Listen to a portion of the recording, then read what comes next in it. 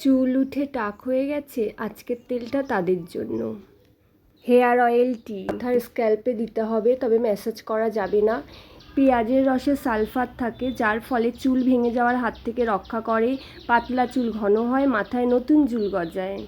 Castor oil চুলকে ব্রেকেজের হাত থেকে রক্ষা করে, চুল নরম করে, লম্বা করে আর স্মুথ রাখে চুলকে।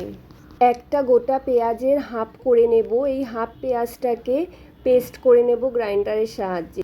নারকেল তেল নিয়ে তো আর কিছু বলার নেই, সবাই জানো নারকেল তেল কতটা ভালো চুলের জন্য, ত্বকের জন্য। পেঁয়াজের রস করে নিয়েছি, এই পেঁয়াজের রসটা আমার 2 চামচ মতো পেঁয়াজের রস হয়েছে। তোমরা তোমাদের লেন্থ অনুযায়ী পেঁয়াজের রস নিতে পারো, তবে আমি বলবো পেঁয়াজের রস বেশি না নেওয়াই ভালো। 2 চামচ মতো পেঁয়াজের রস নিলেই হয়ে যাবে। পেঁয়াজের রসের সাথে দেব ক্যাস্টর অয়েল।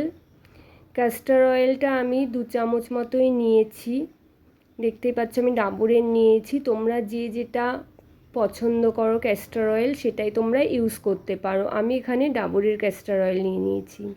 ক্যাস্টর অয়েল যেহেতু খুব গাঢ়, তাই চুলে লাগানোর সময় একদম ম্যাসাজ করা যাবে না, এটা মনে রাখবি, নইলে কিন্তু চুলে জট পাকিয়ে যাবে, চুলের ড্যামেজ হতে পারে। সেই কারণে আমি বলবো ক্যাস্টর অয়েল ইউজ করার সময় কখনোই তোমরা চুলটাকে আঁচড়ে নেবে না।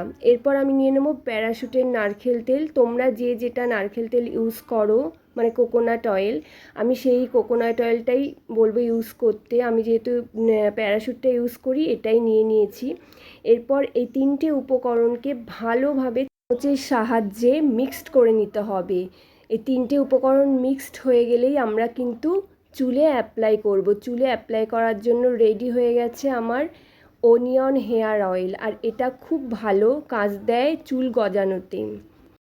হেয়ার অয়েলটি লাগানোর আগে আমি চুলটাকে ভালোভাবে চিরুনির সাহায্যে আঁচড়ে নেব। অবশ্যই আঁচড়ে নেবে, জট অবস্থায় যদি চুলে তেলটা লাগানো যায় তাহলে কিন্তু চুলের জটটা আমরা পরে আর লাগানোর পর ছাড়াতে পারবো না, যেহেতু ক্যাস্টর অয়েল এর মধ্যে ইউজ করা আছে। দেখতেই পাচ্ছ আমার এখানটা অনেক বেবি হেয়ার হয়েছে, এই তেলটা ইউজ করাতে কিন্তু এই বেবি হেয়ারগুলো আমার হয়েছে। দেখো তেলটা রেডি, এবার আমি অ্যাপ্লাই করতে শুরু করে দিয়েছি।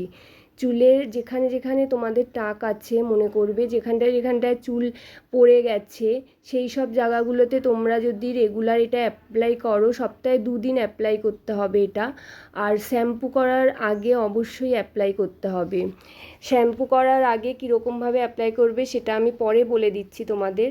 দেখো চুলে স্ক্যাল্পে এটা প্রধানত এটা চুলের স্ক্যাল্পেই দিতে হবে, ভালোভাবে চুলে স্ক্যাল্পে আঙুলের সাহায্যে নিয়ে নিয়ে দিয়ে দিতে হবে।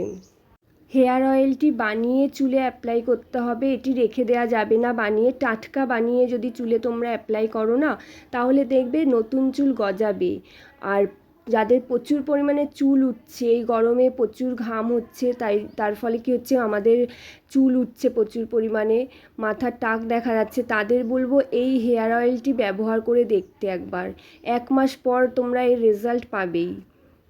হেয়ার অয়েলটি লাগানোর 1 ঘন্টা পর শ্যাম্পু করে নিতে হবে। অয়েলটি লাগানোর পর ম্যাসাজ করা যাবে না।